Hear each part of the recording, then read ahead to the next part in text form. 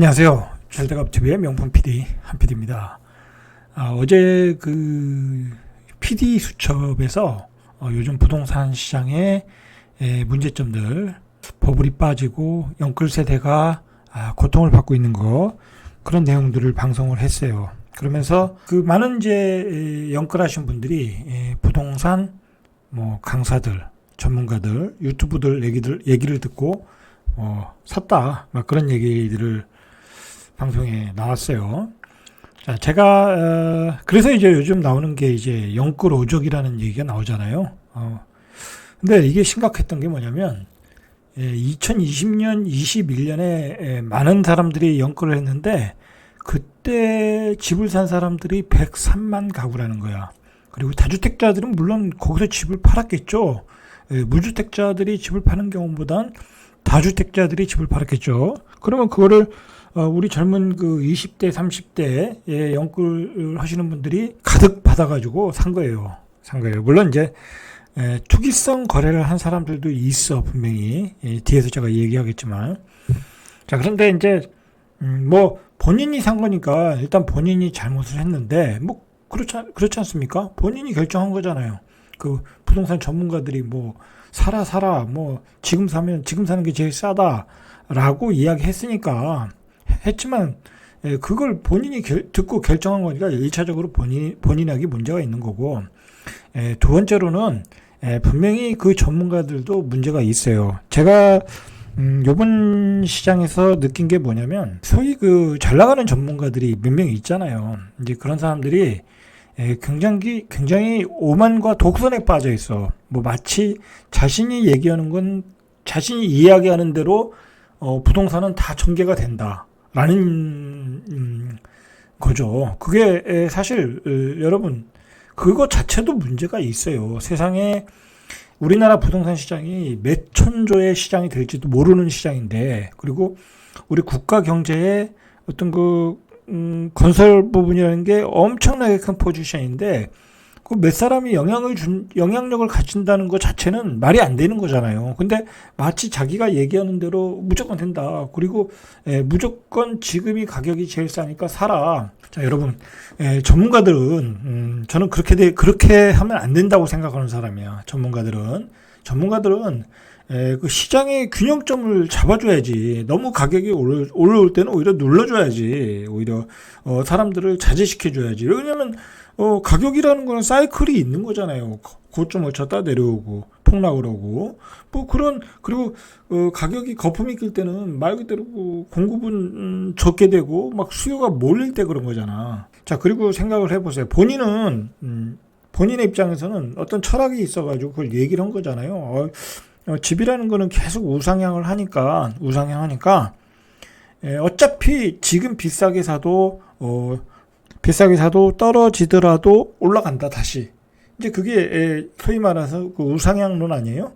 초등학생도 아는 얘기지만, 이게 평균적으로는 그렇게 얘기할 수 있지만 영끌어오는 사람들 입장에서는 안 그렇잖아. 예를 들어서 지금 집을 융자를 받아서 80% 정도 대출을 받아서 사는데, 그 집값이 고점을 쳤다가 하락을 할 때 원금이 날아가는 상황이잖아. 그죠?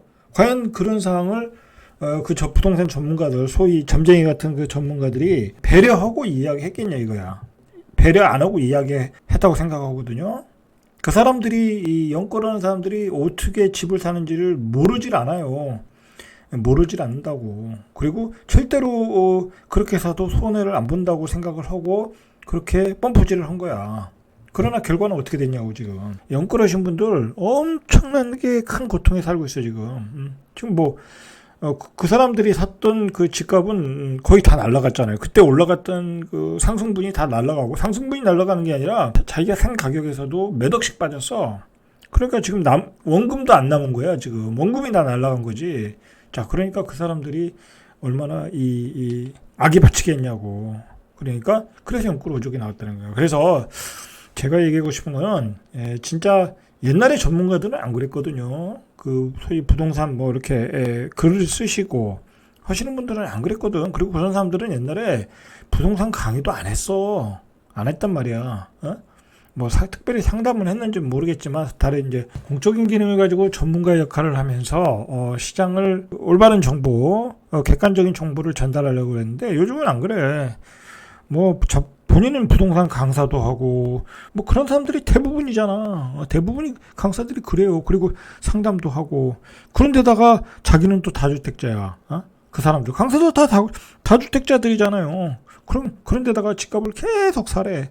그럼 대한민국 사회가 어떻게 되냐고. 집값이 뭐 엄청나게 올라가면 젊은이들이 일할 의욕이 나겠냐고. 그래서 옛날에 전문가들이 그렇게 펌프질을 안 한 거예요. 근데 요즘에 이번 사이클의 전문가들은 공동체 의식, 공공의 의식 이런 것도 하나도 없이 그냥 마구 자기 고집대로 자기가 가지고는 개똥 철학 가지고 아주 그 경제를 피폐하게 만들고 젊은이들의 그 어떤 그 경제 상황을 피폐하게 만들었다. 라고 저는 생각을 해요. 자, 지금 보세요. 4억을 주담대 받은 사람이 월 171만 원에서 241만 원을 낸다는 거야. 자, 이거 버틸 수 있겠어요? 그러면 그렇게 그때 펌프질 했던 사람들이 앞으로는 금리가 올라간다라는 걸 알았을까요? 몰랐을까요? 그런 얘기를 하지도 않았다는 거야. 문제는 그런 얘기를 하지도 않았다라는 거야. 그러니까 여러분들이 실수했던 거는 이 부동산 그 소위 그쪽에 있는 강사들 얘기만 들은 게 실수란 거야. 그 사람들은 상승할 때는 그 예측이 맞아. 그러나 하락할 때는 예측이 틀리다라는 거야. 왜 그러냐? 그 사람들은 절대로 하락을 한다고 얘기를 하질 않아요. 잠시 조정받고 올라갑니다라고 얘기를 해. 그렇기 때문에 여러분들이 지금 굉장히 많은 휴익증에 시달리고 있는 거야. 있어야 되고, 이런 대한민국의 거대한 어떤 경제의 핵심이 되는 어떤 이런 시장에, 어떤 그 부동산 시장에 몇 사람의 지나친 영향력은 굉장한 사회적 부작용을 일으킨다라고 저는 생각을 해요. 좀 본인들도 삼가를 하고, 생각을 해보세요. 그렇게 해서 103만 가구가 고통을 받는다고 생각을 해봐. 103만 가구면 곱하기 4 해봐. 400만이 고통을 받고 있다고 생각을 해보라고. 당신 때문에 400만이 고통을 받고 있다고 생각을 해보라고. 잠이 오겠냐고. 그러니까 요즘도 계속 나와서는 얘기가 조정받으면 사라. 그래서 조정받아서 샀는데 또 떨어지고 있잖아. 그거 어떡할 거냐고. 그렇게 얘기하면 안 된다는 거야, 안 된다. 어떤 너무 지나치게 너무 사적인 얘기들을 그렇게 하면 안 된다는 거야, 전문가들은. 개인적으로야 상담을 하면서 뭐 어떤 소리를 한들 뭐라고 그러겠어요. 그러나 대중을 향해서 하는 방송이나 신문에서 이야기하는 것 가지고 너무 그렇게 뭐 심지어는 막 요즘 아파트도 찍어서 얘기해. 막 그냥 수만이 보는 글에 막 아파트도 찍어서 이거 싸니까 사라. 그게 말이 되냐고. 그게 뭐예요? 그거 가격 방어하는 거잖아, 그게. 그게 가격 방어, 말 그대로, 가격이 너무 떨어지니까 가격 방어하는 거 아니야. 대중들한테 인기를 받는 사람이 그렇게 하면 되겠어요? 그러면 안 되는 거야, 그거. 인간적으로, 제가 아무리 봐도, 양심적으로 봐도, 그건 아니라고 봐. 계속 얘기하지만, 개인적으로 상담하는 건 괜찮지만, 그 대중적인 글에 어디 아파트를 하나 찍어가지고, 이거 이 가격 정도면 사야 되는 거 아니야? 그렇게 얘기는 못 한다는 거야. 저도 블로거지만, 저도 예를 들어 뭐 세종에 있는 아파트 하나 찍어가지고, 이 가격이면 사도 됩니다. 그렇게 얘기 못 해요. 어떻게 그렇게 얘기했냐고. 그 얘기는 뭐예요? 가격 조작이야, 그건. 내가 보기엔 가격 조작이야. 그건 가격 조작이라고 봐야지. 그러면 안 된다, 절대로. 좀 자중을 할 필요가 있다. 내가 말하는 것에, 내가 글을 쓰는 것에 수많은 사람들이 영향을 받는 거예요. 저도 요즘 최근에 이제 방송을 하는데, 이제 피드백이 오잖아요. 제 아는 사람도 보고, 뭐 여러 가지 피드백이 오면 굉장히 제 방송을 진지하게들 본다는 거야. 그러니까 저도 진지하게 할 수밖에 없더라고. 그래서 너무 자극적인 얘기를 하면 안 되겠다. 뭐 가령 예를 들어서 최근에 시장이 폭락을 하잖아요. 뭐 그러니까 폭락을 하는데 지나치게 또 폭락을 강조하다 보면 뭐 괜히 나 때문에 또 매도하는 사람이 있을 수 있잖아. 너무 손해를 보고 매도하거나 또는 뭐 사야 될 사람이 매수를 못하는 경우도 있잖아. 참 이게 딜레마예요. 이게 방송이라는 게 이게 딜레마야. 그래서 개인적으로 만나면은 뭐 조금 더 다르게 이야기할 수 있는데, 이 방송은 또 어떻게 보면 분명하게 또 이렇게 어떤 색깔을 가지고 얘기해 줄 필요는 있거든요. 그러다 보면, 강조하다 보면 그걸 잘못 받아들이는 사람이 있을 수도 있겠다라고 해서 가능한 한 조금 이 밸런스를 맞춰서 좀 이야기를 해야 되겠다라고 생각을 하고 방송을 진행을 할 겁니다. 그리고 뭐 나중에 언젠가는 또 집을 사야 되잖아요. 뭐 이렇게 또 폭락할 때가 어느 시점에 가면 좋은 기회가 되니까, 예를 들어 사야 될 시점에 집을 사세요. 막 무조건 또 사세요. 그렇게 얘기도 못 해요. 왜냐면 뭐 제가 대단한 그 유튜브는 아니지만 나름대로 다 보잖아요. 보고 제 방송을 보고 또 따라하는 유튜버들이 있을 거 아니에요. 그러면 파급력이 있다고. 왜냐면 저는 최소한 자신 있게 얘기한 거는 고점 얘기했고, 그다음에 이 바닥이 언제이고 그런 것들은 제가 자신 있거든요. 그러면 저희 강점을 아는 다른 유튜버들이 따라한다고. 자, 그러다 보면 어떻게 되냐면, 그게 또 다른 유튜버들이 확대 재생산을 하다 보면 그때 또 이게 가격과 시장을 왜곡할 수도 있다라는 거야. 그래서 어느 시점에는 이것도 좀 자중을 해야 되겠다라는 생각이 들고, 자, 어느 시점에는 뭐 개인적으로는 그렇게 뭐 상담을 하고 뭐 그러고 싶지는 않아요. 그렇게는 너무 또 시간이 많이 들고, 그래서 그래도 어느 시점에서는 꼭 저희 팬들이 있잖아요. 팬들들. 그분들은 또 짐을 사야 되잖아, 바닥에서. 그분들 상대로 최소한의 분들만 좀 상담을 해드려야 되겠다라는 생각도 들더라고요, 요즘은. 자, 하여튼 뭐 그렇게 그런 얘기를 먼저 이야기하고요. 자, 오늘 주제는 그게 아니고, 둔천주공 아파트 이제 분양을 한다고 그러잖아요. 그래서 지금 말이 많아요. 분양가가 5구 기준으로 한 9억 5천 정도. 뭐 이제 거기에 뭐 이자, 뭐 취득세, 뭐 옵션은 그것도 한 10억 넘겠죠. 5구가 한 10억 넘는 거예요.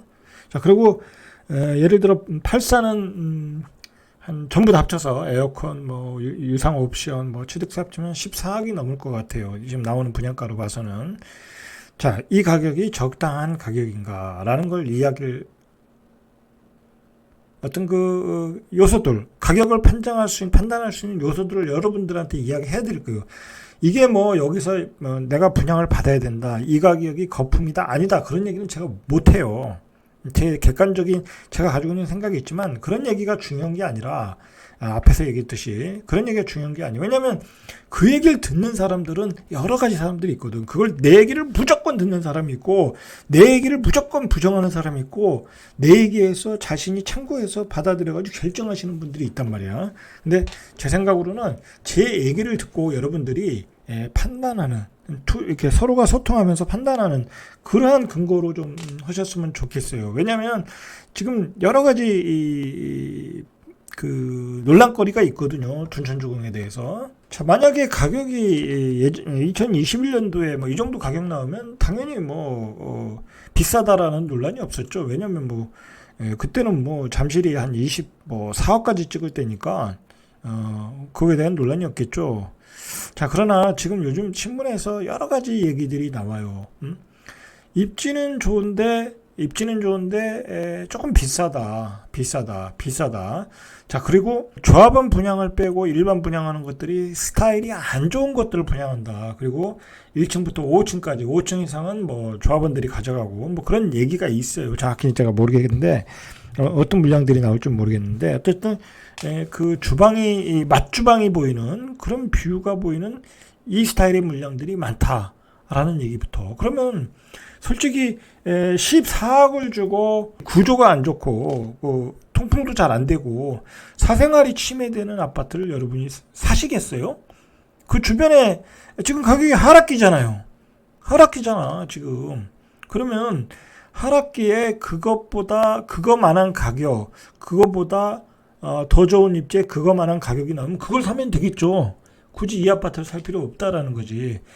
그런 점에서 여러분들이 주변의 아파트들을 제가 뭐 가치에 대한 평가, 저는 이제 요즘에 이제 가치에 대한 평가를 일단은 전세가율로 판단하시면 될 것 같아요. 왜냐면 우리가 소비자 입장에서는 내가 전세로 살까 매매로 살까, 자 그거에 대한 판단으로 집을 사냐 전세를 사냐 그거잖아요. 자 그러다가 언제 집값이 오르냐면 결국은 전세가율이 올라올 때 투자자가 들어와서 오르는 거예요. 투자자들이 돈이 많아서 투자하는 거 아니잖아요. 그죠?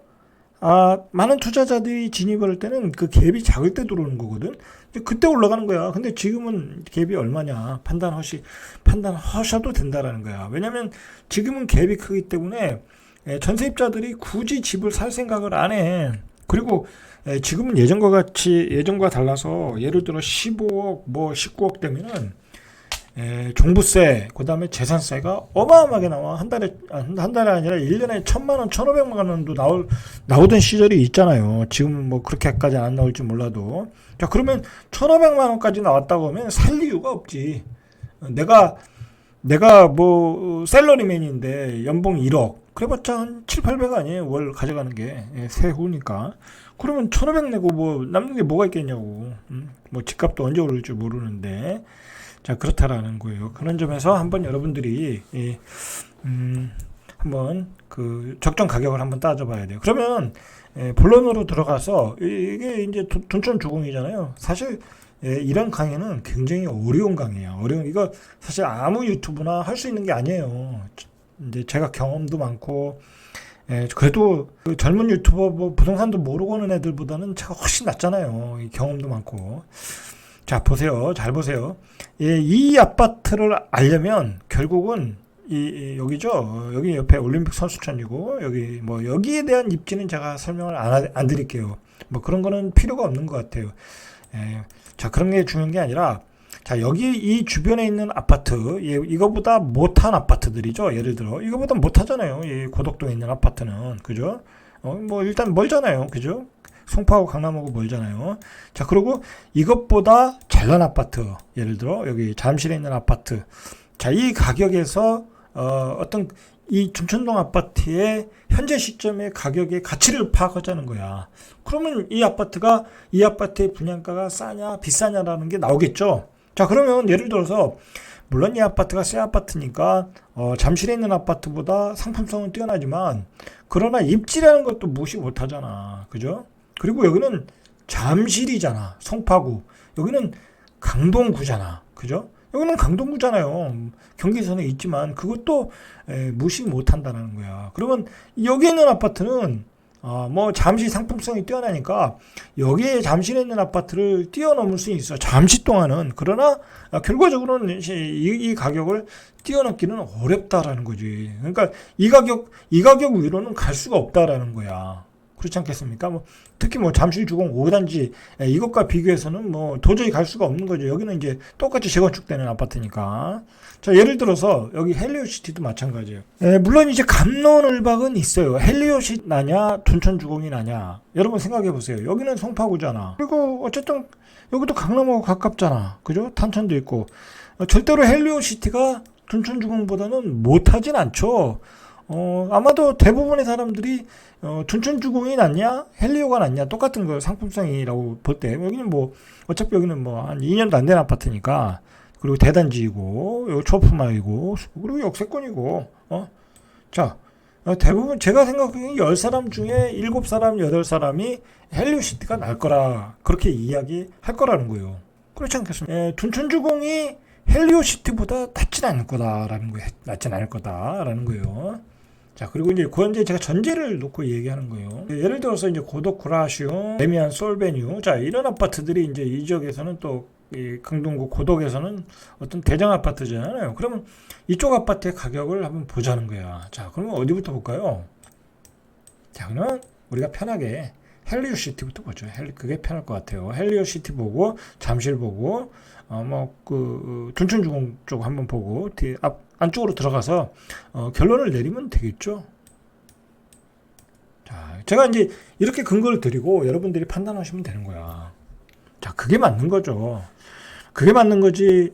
뭐 무조건 제가 정말 황당했던 건 뭐냐면, 장이 막 올라갈 때 우리가 강남의 아파트가 아크로 리버파크 1억이 갈 때, 조금 다른 얘기인데, 사실 오늘 굉장히 중요한 얘기예요. 이거 여러분들 정신 바짝 차려야 돼. 중국의 제자 백가 시대에 많은 유세가들이 나왔잖아. 유세가들 막 그 춘추 전국 시대에 유세가들이 나와가지고 각 나라의 재앙들을 찾아가서 자기의 정치 철학을 얘기해서 출세하려고 그러는 거 아니야. 그 유세한다는 거잖아. 유세.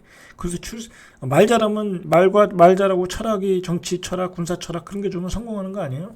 마찬가지라는 거예요. 저도 이 부동산 시장이 화랑기 때 많은 유세가들이 나온 거야. 전문가들이 바로 유세가들이야. 뭐 사실 그거로 강의해서 돈 번 사람들이 얼마나 많냐고. 근데 그 돈을 벌은 사람도 있겠지만 얼마나 피해를 본 사람들이 많겠냐고. 여러분 그 옥석을 가려야 돼. 나는 뭐 부동산 좀 배우고 좀 안다는 사람들도 지나치게 막 부동산 강사들 쫓아다니면 본인 망해. 예? 예, 망한다니까.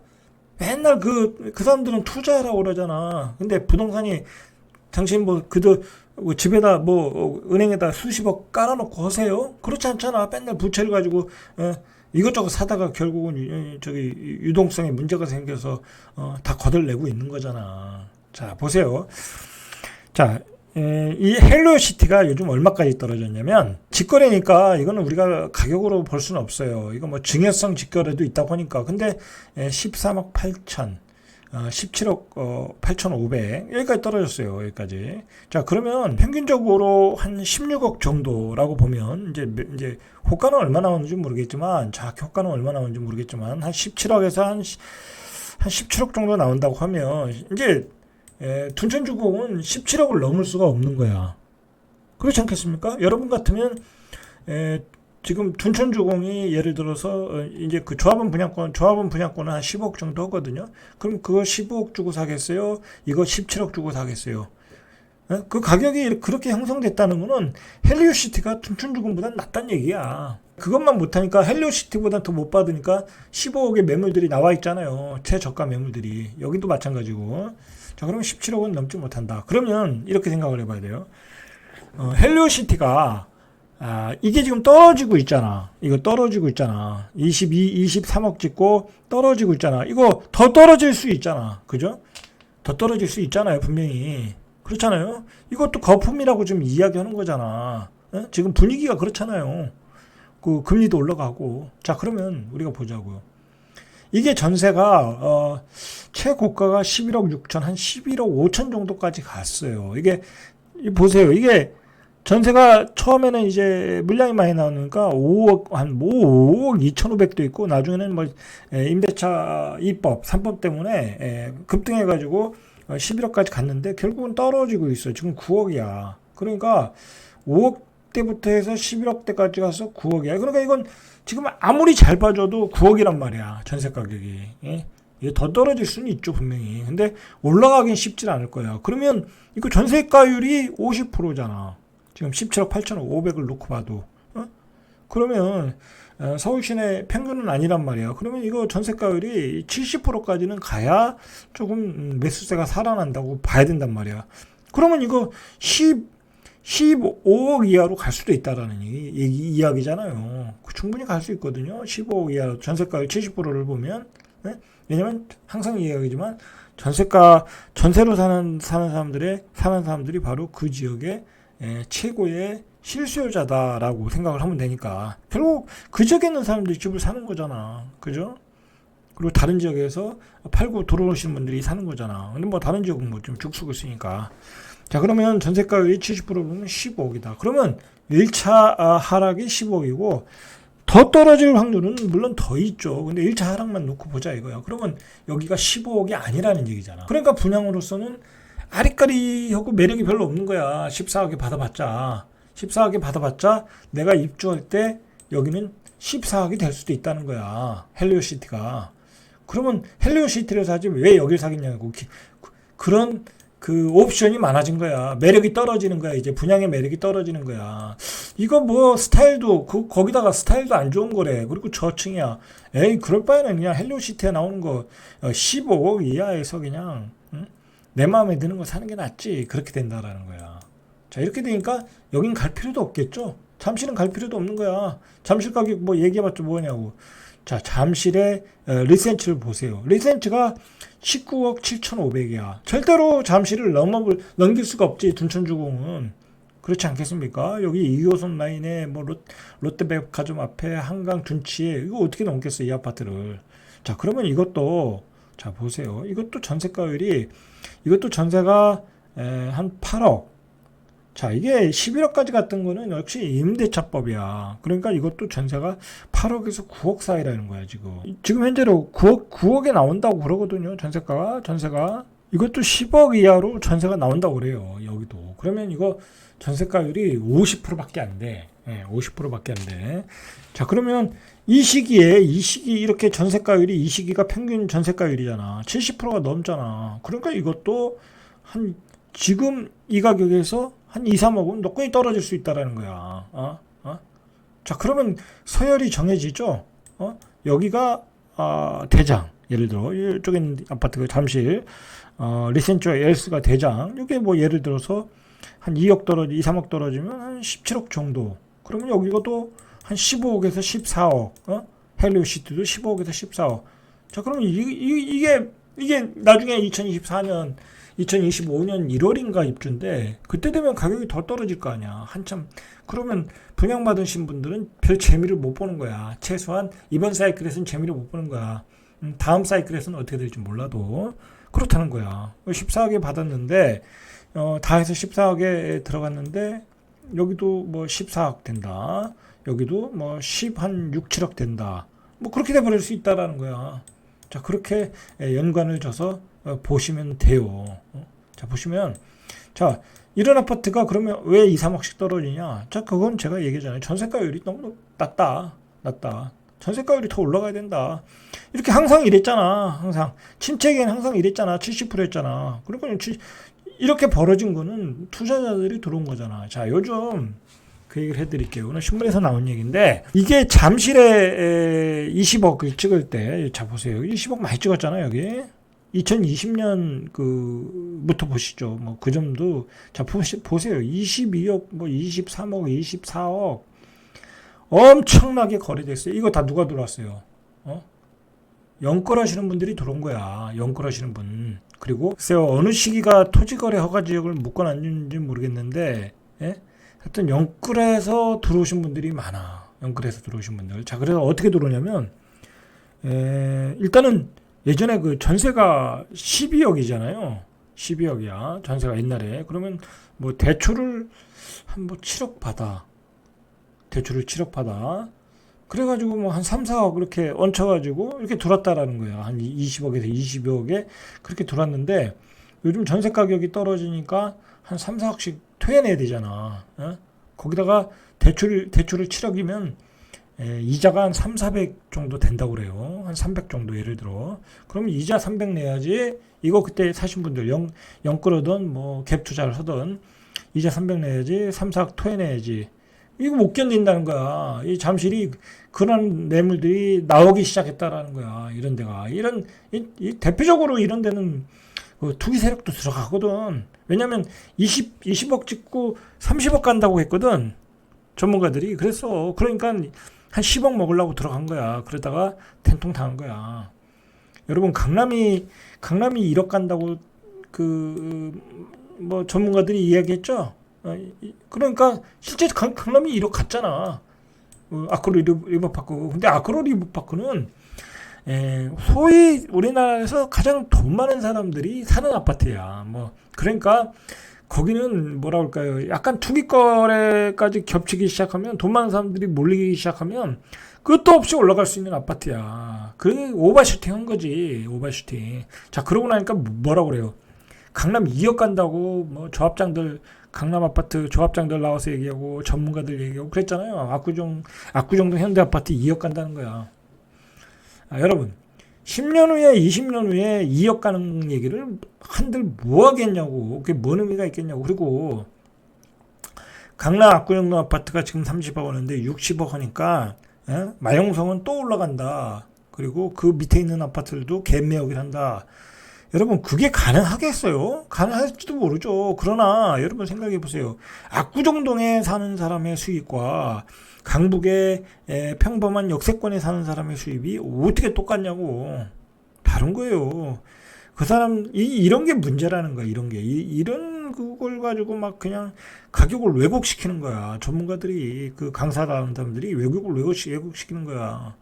강북에 요 최근에 뭐 많이 올라가지고 역세권에 뭐 10억 주고 들어간 사람들 그거 보라고. 융자를 얼마나 많이 냈는지. 돈이 있어서 산 게 아니에요. 그 사람들이 지금. 그러니까 죽을라고 그래. 지금 이 상태로 고금리로 계속 가잖아요. 그거 못 버텨. 못 버틴다니까. 문제는 이게 금리가 내려간다라고 희망을 갖잖아요. 근데 내려가질 않아요. 몇 년간은 내려가질 않아. 내려갈 수 있는 구조가 아니야. 경제 상황이 아니야. 돈을 풀면은 지금 인플레가 정신없이 올라가는데 우리 물가가 폭등하는데 그러면 사회는 난리가 나는 거야. 폭동이 일어나고 혁명이 일어나고. 자, 그렇다는 거예요. 자, 얘기가 약간 빠졌는데 다시 우리가 또 본질로 돌아가서 자, 그러면 이 안쪽을 보세요. 안쪽 그라시움을 한번 보세요. 자, 여기 25평이 지금 최고가가 14억 9천에서 10억 6천이야. 그러니까 뭐 한 4억 한 3천 떨어졌죠. 그러면 자, 보세요. 그러면 이제 많이 떨어졌죠. 뭐 근데 이게 전세가율이 얼마야? 전세가율이 이래도 전세가율이 50%밖에 안 돼. 그러니까 지금 적정 가격으로 내려오고 있는 중이야. 그럼 이거 적정 가격이 얼마겠어요? 이거 전세가 5억 5천, 뭐 6억까지 가기는 어렵겠죠. 뭐 전세가 이제 물량이 귀하면 6억까지 가겠지만, 그래봤자 60%잖아요. 그러니까 전세가는 그렇게 올라가지 않는다고 생각하면 이게 전세가율 70%가 되면 이것도 8억, 7억까지 떨어질 수 있어. 자, 그러면 현재 10억 6천이야. 10억. 호가는 뭐 10억짜리도 있겠죠. 그러면 10억이라고 하고, 둔촌주공이 9억 5천이야. 9억 5천. 자, 9억 5천인데 이것저것 합치면 거기도 10억이잖아요. 그러면 고덕구라시온과 둔촌주공의 아파트는 비슷해. 그러면 어떻게 생각하면 되겠어요? 아, 이거 고덕구라시움이 비싸네. 그렇게 판단하시면 되는 거야. 그렇지 않겠습니까? 둔촌주공이 싸다고 생각하시지 마시고 고덕구라시움이 비싸다라고 보시면 돼요. 왜냐면 둔촌주공은 여기 아파트와 비교하면 안 되고 앞에 있는 아파트와 비교하는 게 지금으로서 맞으니까 이 아파트가 비싸다는 거야. 둔촌주공보다. 근데 이 아파트는 10억 6천이니까 둔촌주공이 9억 5천. 뭐 이것저것 옵션 넣고 발코니 넣으면 한 10억 넘으니까 거기도 한 10억 5천 할 거예요. 이것저것 합치면. 그럼 10억 5천이 싸다. 그렇게 판단하면 안 된다는 거예요. 왜냐면 이 아파트 가격이 떨어지고 있으니까. 지금 거품이 빠지고 있으니까. 근데 지금 아직도 전세가 약하잖아요. 전세가율이 50%밖에 안 되잖아. 이렇게 떨어졌는데도 불구하고. 자, 84를 한번 보세요. 34. 자, 84가 16억 3천이야. 자, 이게 18억, 거의 19억 찍었던 거예요. 그러니까 뭐 한 2억 7, 8천 떨어졌어. 자, 이거 전세가율이 51%야. 전세가, 자, 보시면, 이게 5억에서, 지금 7억 6,500, 46%. 전세가율이 약해요. 그러니까 가격이 엄청나게 거품이 있는 거야. 16억 3천. 이건 거품이 있는 거야. 여러분. 그러니까, 뭐, 고독이 16억인데, 예를 들어서, 이거 뭐 18억 가던 게 16억이니까, 바닥이니까, 둔촌주공을 싼 거 아니냐? 14억이면, 그렇게 판단하면 미스라는 거야. 제 생각에는. 미스다. 이 가격을 기준으로 보면 안 되고, 여기는 더 떨어질 확률이 크다. 왜냐면 전세가율이 51%밖에 47%밖에 안 되잖아. 여기 사는 사람은 7억 6천밖에 없어. 응? 그 7억 6천도 대부분이 융자를 받았을 거란 말이야. 여러분, 전세든 매매든 대부분이 융자를 최소한 30%씩은 끼고 사. 그 집 사는 사람이 돈을 쌓아놓고 살질 않아요. 대부분의 사람들이 뭐 월급쟁이잖아. 월급쟁이가 돈이 어딨냐고. 다 먹고 살기 바쁜데. 월급 받아서 이자로 내고 있잖아. 그러니까 돈이 없다니까. 결국은 집값을 올리는 거는 갭 투자로 올리는 거야. 여러분 그거 명심해야 돼. 갭 투자들이 들어와서 올리는 거야. 적은 돈으로 전세를 지렛대로 올리는 거야. 자, 그런데 이런 상태에서는 집값이 안 올라간다니까. 여기 고독구라시움 사는 사람이 7억 6천에 전세 살지 내가 미쳤다고 16억 3천에 사가지고 세금 나면서 살겠냐고. 세금만 해도 저거 1년에 1,000만 원이 넘을 텐데. 그렇죠? 그렇다는 거야. 그렇게 판단하시면 둔촌주공을 지금 분양을 받아야 말아야 하는 게 판단이 쓸 수 있어요. 물론 뭐 나는 돈이 많다. 이거 둔촌주공은 저것도 안 돼. 중도금 대출도 안 나와. 84 같은 경우에. 근데 난 돈이 많다. 난 거기 살고 싶다. 그러신 분은 받아도 되지. 근데 투자로 접근하기에는 별 볼 일 없다. 별 볼 일 없다. 보면 아시겠잖아요. 별 볼 일 없다. 자, 그렇게 보시고. 자, 고독 아르테온 한번 보시죠. 하나 더 보시죠. 자, 여기 보세요. 아우, 여기는, 뭐, 이건 뭐예요, 이거. 13억 2,500까지 떨어졌잖아요. 이건 뭐, 이건 거의 20억 같네요. 이거 산 사람은 완전히, 이게, 자, 보세요. 2000빠지는 19억 8천 찍었는데, 이건 13억 2,500이야. 이게 무슨 거래인지는 모르겠지만, 부동산 끼고 온 거잖아. 직거래도 아니야. 이거 몇 억 떨어졌어요? 6억도 더 떨어졌네요. 자, 여러분, 이렇게 됐는데, 이게 이제 제대로 가고 있는 거잖아. 제대로 가고 있는 거라고, 이게. 예? 여러분, 그 생각을 해보세요. 나는 이해가 안 가. 여긴 뭐, 어떻게 보면 강동구에서도 조금 외곽이잖아요. 뭐, 천호동보다 더 먼 거 아니야. 잠실에서도 한참 들어간 거 아니야. 근데 여기를 20억 주고 산다. 그거 이해가 가세요? 아니, 20억이면 건물을 사지 왜 이걸 사냐고. 이 흔하고 흔한 아파트를 왜 20억에 사냐고. 그러니까 20억에 산 사람은 왜 샀겠어요? 30억 된다고 산 거야. 그런 환상을 부동산 강사들이 다 만들어 놓은 거야. 결국은 여러분들은 그런 그 허상을 쫓다가 이렇게 꼭지 잡은 거야. 자, 여기 13억 2,500이면 전세가율을 보세요. 자, 전세가율이 그래도 49%야. 자, 이때는 얼마야? 이거 34%야. 거품이었죠? 자, 여기는 전세가가 이거밖에 안 나가. 6억 5천. 잘 나가 6억 5천. 뭐 6억대야. 6억에서 7억 사이야. 6억에서 7억 사이면 13억 2,500도 비싸다라는 거잖아. 그렇잖아요. 이 가격도 아니란 얘기야. 이 가격도 아니란 얘기야. 자, 얘기가 길어졌어요. 얘기가 길어졌는데, 자, 뭐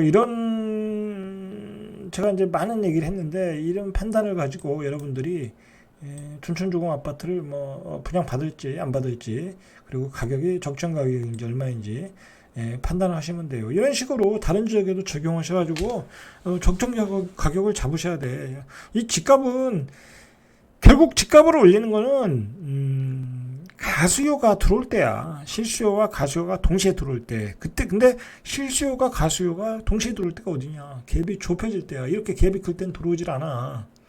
결국은 전세 가격이 올라가든지 매매 가격이 내려오든지 그렇게 될 거 아니에요. 근데 전세 가격은 그렇게 또 쉽게 올라가지는 않거든요. 그리고 지금 앞으로 270만 가구를 계속해서 진다고 하잖아. 전세 가격이 그렇게 예전처럼 급등하기 힘들어요. 그리고 이 고금리 상태에서는 전세 가격이 올라가기 쉽지 않아. 그리고 앞으로 계속해서 공급이 늘어나고, 그리고 전세가 월세화되고 있잖아. 자, 전세 가격이 올라가기 어렵다. 자, 그러니까 매매 가격도 올라가기 어렵다라는 거야. 그런 시점에서 둔촌주공이 이렇게 고분양가에 용감하게 나왔다라고 보시면 돼요. 자, 절대값 투비의 명품 PD 한 PD였습니다.